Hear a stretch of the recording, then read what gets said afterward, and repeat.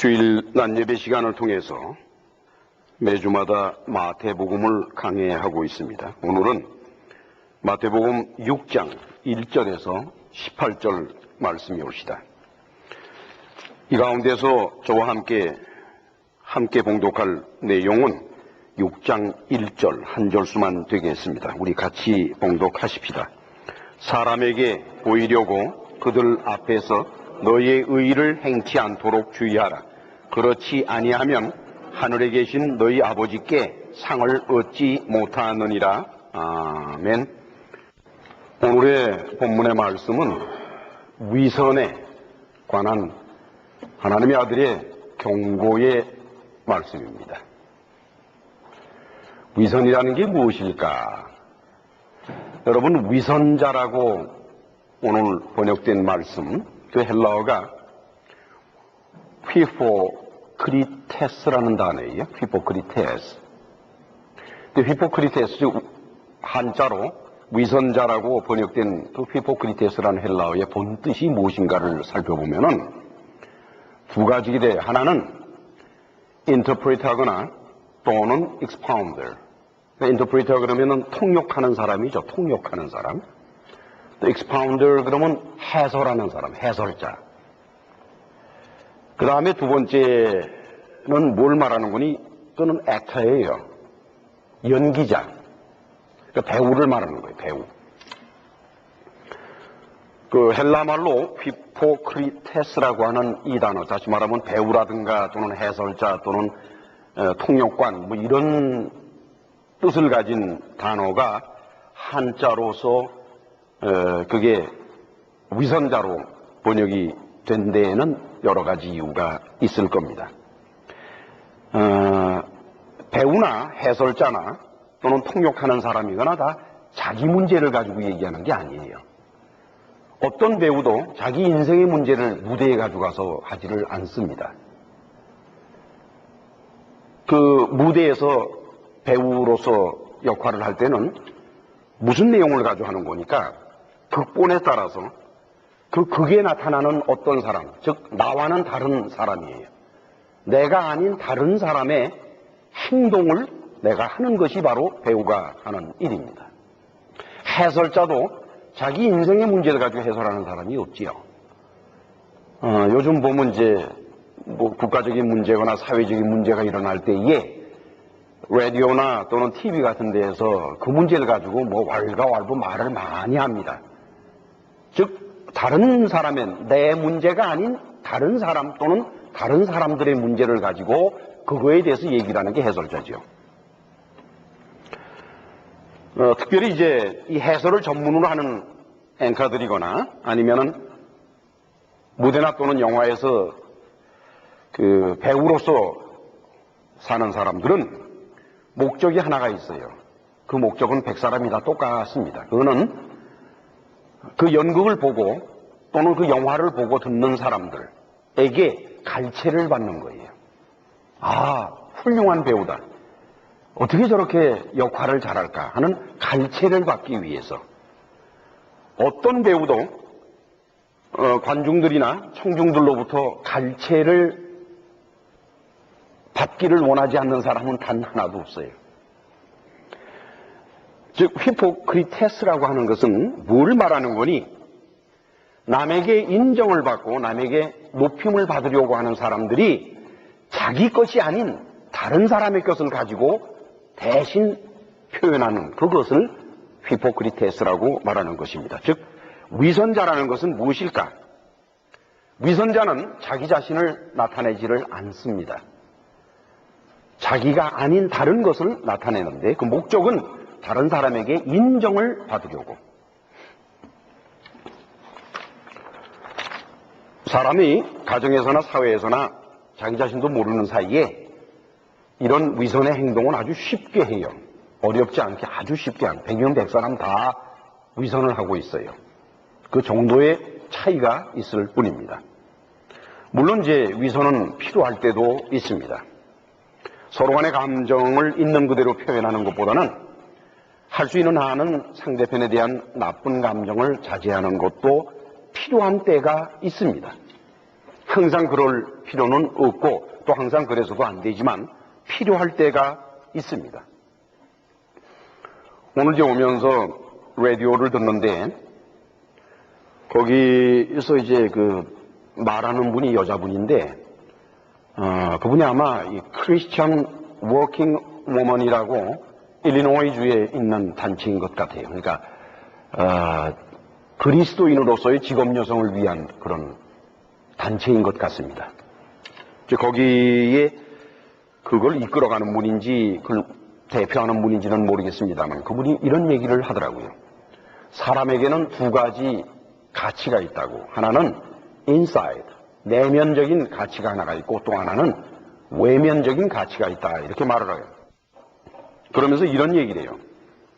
자기가 어느 병원에 가서 입원을 했을 때 한 간호원이 얼마나 불친절하고 참 섬찟할 정도로 그렇게 매너가 나쁜지 아주 감정이 많이 자기가 상했대요. 그래서 그 병원에 항의를 했답니다. 당신들 도대체 어떻게 된 병원이 그렇게 간호원들에게 교육 하나 제대로 안 해서 그렇게 불친절한 게 하도록 했느냐? 그런 걸 허락을 하느냐? 그랬더니 닥터가 하는 얘기가 그거는 당신이 몰라서 그러는 것이요. 이 간호원은 우리 병원이 오늘날까지 보유하고 있던 간호원 중에서는 최고의 간호원이라는 거예요. 최고의. 그 사람이 매너가 어떻든지 간에 그 사람은 참으로 실력 있고 능력 있는 그런 간호원이다.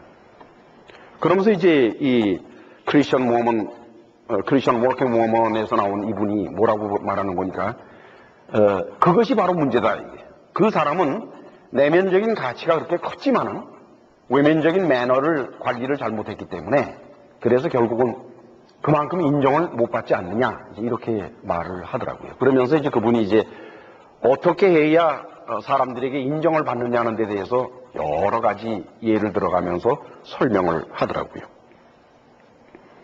그래요. 물론 그럴 때도 있습니다. 그러나 다른 면으로 돌아본다 그러면은 두 사람 사이에 나쁜 감정이 생길 때는 숨기기보다는 솔직하게 말하는 것이 사실은 좋습니다. 나쁜 감정은 감추면 감출수록 오래가는 것이고 그것은 점점 더 이상한 방향으로 변질이 됩니다. 그래서 감정이 나쁠 때는 차라리 말을 해버리는 게 좋아요. 일단 피차간의 나쁜 감정에 대해서 대화가 시작이 되면은 그러면은 두 사람이 그 나쁜 감정을 해결하기 위한 노력이 시작이 되는 것입니다. 그러나 피차간의 상대편의 감정을 상하지 않으려고 자기 자신의 감정을 숨긴 상태에서 그대로 가면은 표면적으로는 두 사람 사이가 잘 나가는 것 같지만은 그 두 사람은 갈수록에 멀어져 버리고 결국은 헤어지게 됩니다.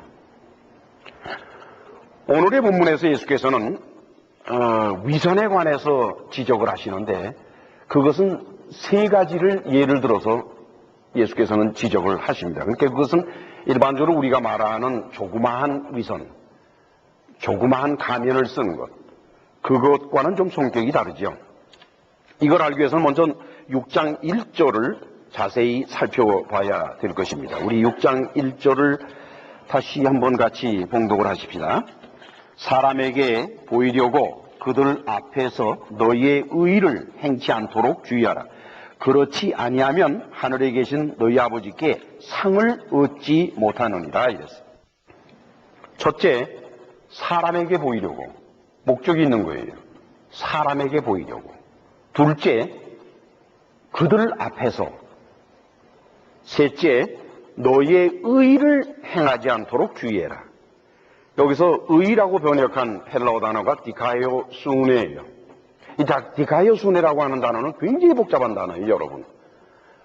그냥 한자로 의라고 번역을 해서 여기다도 의라고 쓰고 저기다도 의라고 쓰고 다 의라고 쓰는데 이것은 신약 성경을 기록한 사람들마다 그 디카이오 수네라고 하는 단어를 쓰는 용도가 조금씩 차이가 납니다. 특별히 사도 바울의 경우에는 이 디카이오 수네는 무엇을 말하는 거니? justification을 말해요.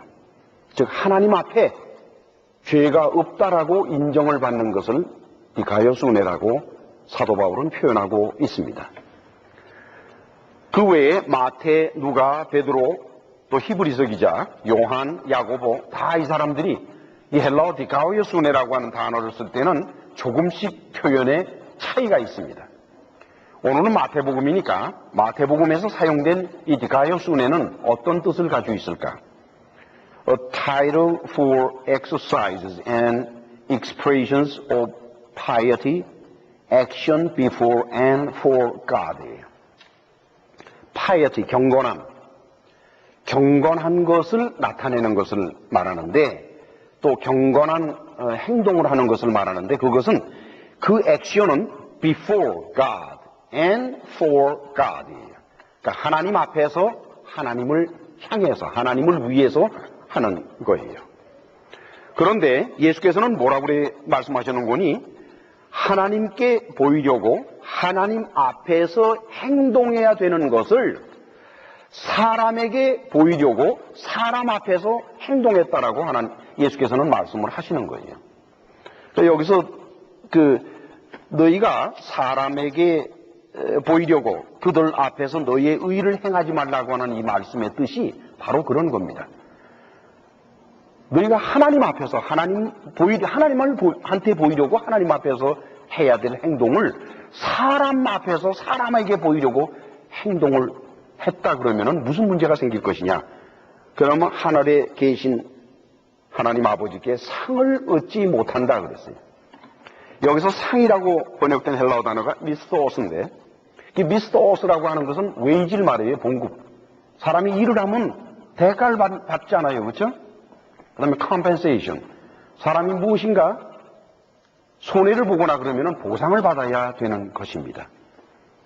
그러니까 하나님 아버지께 상을 받는다는 게 무슨 상패 그런 걸 의미하는 것이 아니라 사람이 하나님 앞에 하나님에게 보이려고 하나님 앞에서 무엇인가 했으면은 하나님은 그거에 대해서 페이백을 해주신다는 거예요. 갚아주신다는 겁니다. 그걸 못 받는다는 거예요. 왜냐? 너희가 말로는 하나님 앞에서 한다 그러면서 사실은 너희 마음은 하나님 앞에서 한 게 아니라 사람에게 보이려고 했고 사람 앞에서 한 게 아니냐. 그러면 하나님은 그걸 받은 적이 없기 때문에 그 하나님께서는 받은 적이 없는 것에 대해서 어떻게 너희한테 페이백을 할 수 있겠느냐는 말씀의 뜻이 옳시다. 이제 예수께서는 세 가지 위선, 즉 종교적 위선인데 이 세 가지 종교적 위선에 관해서 첫 번째로서 구제에 관한 것을 말씀을 하십니다. 6장의 2절로부터 4절까지 우리 같이 읽으십시다. 그러므로 구제할 때에 외식하는 자가 사람에게 영광을 얻으려고 회당과 거리에서 하는 것 같이 너희 앞에 나팔을 불지 말라. 진실로 너희에게 이르노니 저희는 자기 상을 이미 받았느니라. 너는 구제할 때에 오른손에 하는 것을 왼손이 모르게 하여 네 구제함이 은밀하게 하라. 은밀한 중에 보시는 너희 아버지가 갚으시리라. 구제할 때 사람에게 보이려고 나팔을 불지 말라. 나팔을 부는 것은 선전하는 것을 말합니다. 이 굉장한 아이러니인데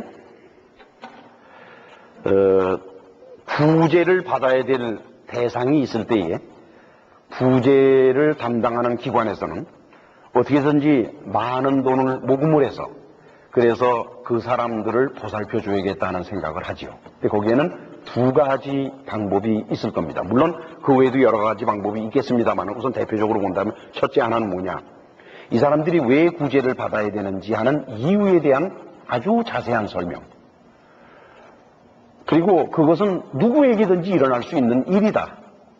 그런데 당신에게는 안 일어났지만은 이 사람에게는 일어났다. 그러니까 이 사람에게 일어난 이 재해는 어려움은 당신에게 안 일어났다고 해서 당신과 관계가 없는 것이 아니다라는 거예요.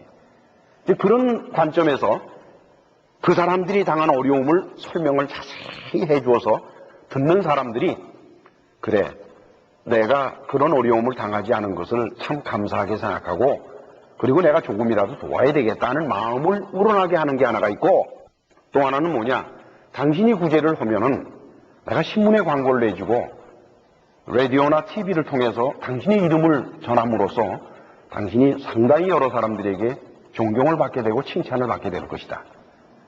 즉 대가를 제시하는 거예요. 구제하면은 당신은 이만큼 득이 될 것이다. 이렇게 대가를 제시하는 방법이 있지요. 우리 한국에서는 이제 홍수가 나거나 재해가 나거나 큰 이런 어려움이 생기면은 신문사나 방송에서 구제금을 모금하는 그런 광고를 내고 선전을 합니다.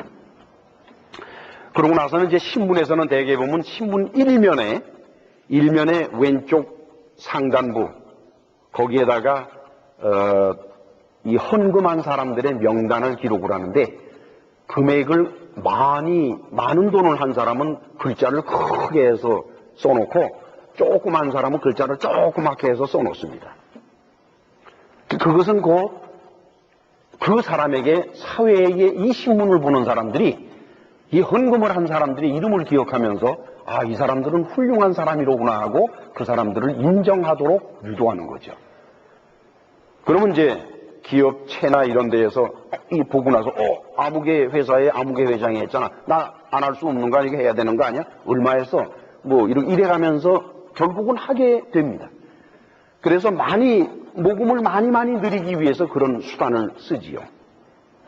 어떤 의미에서는 왜 그들이 구제를 받아야 되는지에 대한 설명보다도 오히려 이렇게 사람들의 마음을 부추기고 그렇게 해서 내가 이런 걸 해가지고 좀 득을 볼 수 있겠구나 하는 그런 관점으로 몰고 갑니다. 종교단체에서는 이상하게도 기독교 교회가 이면에 있어서는 가장 앞장서 있습니다. 저는 천주교회 캐톨릭에서 그와 같이 했다는 얘기를 잘 못 들어요. 그러니까 캐톨릭에서 무슨 구제 활동을 할 때 그냥 성당에다가 대문짝만하게 자기들이 구제 활동한 거를 선전을 하고 사진 찍고 말해서 했다는 얘기를 전 별로 못 들어봤어요. 그리고 우리와는 좀 다른 성격의 종교지만은 불교, 그 절에 다니시는 분들이 어디에 큰 도움을 줬다라고 해서 절에다가 크게 광고를 해서 아무개 보살님이 어디다가 뭐를 어떻게 했다라고 선전했다는 얘기를 전 들어본 적이 없습니다. 근데 우리 개신교 교회, 많은 개신교 교회에서는 어디 가서 구제 활동을 했다 그러면은 사진 찍고 그것도 구제받는 사람들과 구제하는 자기 교회 사람들이 같이 서서 사진을 찍는데 그런 사진들은 천편일률적으로 똑같아요. 구제받는 사람들은 아주 초라한 모습이고 구제하러 간 자기 교인들은 아주 활발한 모습을 가지고 사진을 꼭 찍도록 되어 있어요. 그래서 그거를 교회 벽에다가 붙여놓고선 막 선전을 합니다. 그리고 주보에 이제 교회에서 지난주에 헌금한 사람을 그 명단을 주보에다가 기록을 하는 경우도 있지요. 또 어떤 경우에는 목사님들이 강대상에서 헌금한 사람의 명단을 부르고 그 자리에서 기도하는 경우도 있습니다. 심한 경우에는 얼마를 헌금했다는 금액까지 알려주는 경우도 있지요. 그런데 우리 주님이신, 지금 제 얘기를 하는 게 아닌데 여러분들 잘 들으세요. 제 의견을 얘기하는 게 아니에요. 저와 여러분들이 생명의 주인이라고 믿고 있고 그렇게 생각하고 있는 예수님, 하나님의 아들이 뭐라고 말씀하셨는지를 저는 지금 전하고 있는 겁니다. 이 설교를 들으시는 분들은 그걸 분명하게 하셔야 돼요. 아무개 목사가 그랬다더라가 아니에요. 마태복음에 기록되어 있는 우리 예수께서 뭐라고 말씀하셨는가를 보자 이거예요. 아주 이 문제를 심각하게 경고합니다.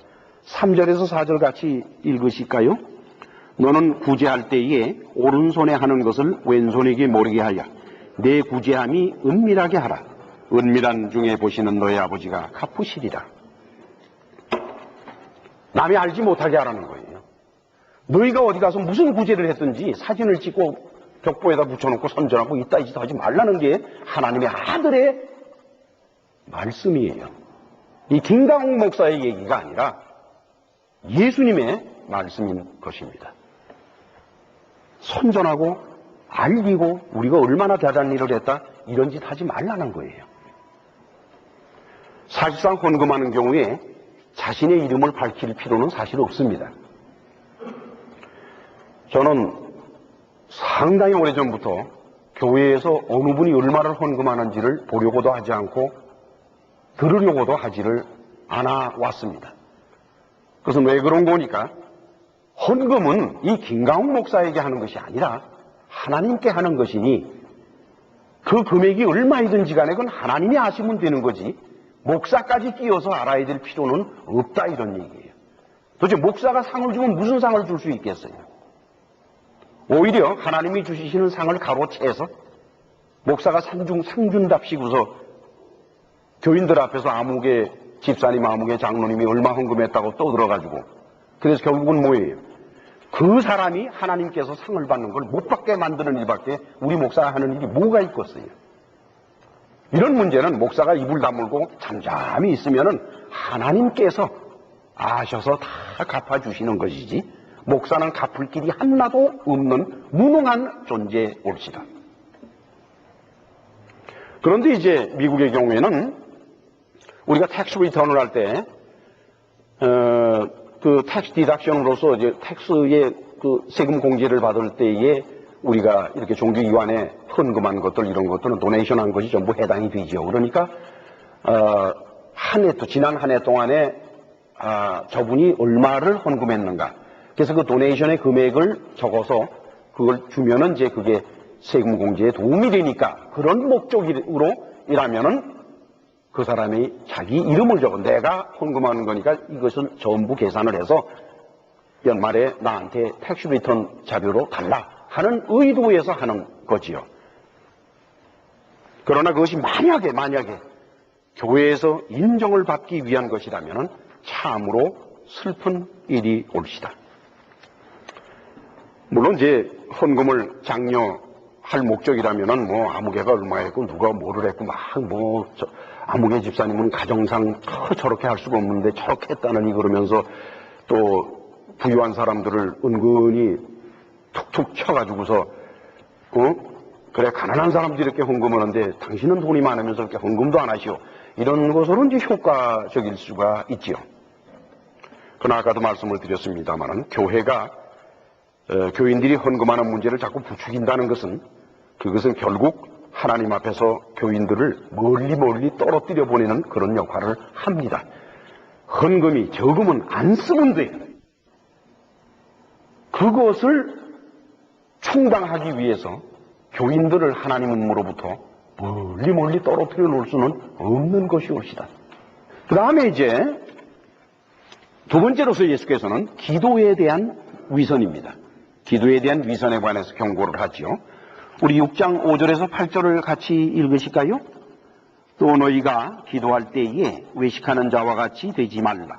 저희는 사람에게 보이려고 회당과 큰 거리 어귀에 서서 기도하기를 좋아하느니라. 내가 진실로 너희에게 이르노니 저희는 자기 상을 이미 받았느니라. 너는 기도할 때에 내 골방에 들어가 문을 닫고 은밀한 중에 계신 네 아버지께 기도하라. 은밀한 중에 보시는 네 아버지께서 갚으시리라. 또 기도할 때에 이방인과 같이 중언부언하지 말라. 저희는 말을 많이 하여야 들으실 줄 생각하느니라. 그러므로 저희를 본받지 말라. 구하기 전에 너희에게 있어야 할 것을 하나님 너희 아버지께서 아시느니라. 예수께서는 사람이 기도할 때에 아주 쉽게 범하는 위선에 관해서 경고를 하시는데 두 가지 면에서 경고를 하십니다. 우선 기도하는 장소에 관해서 말씀을 하세요. 여기서는 이제 유대인들 대상이기 때문에 회당에 가서 기도하는 거.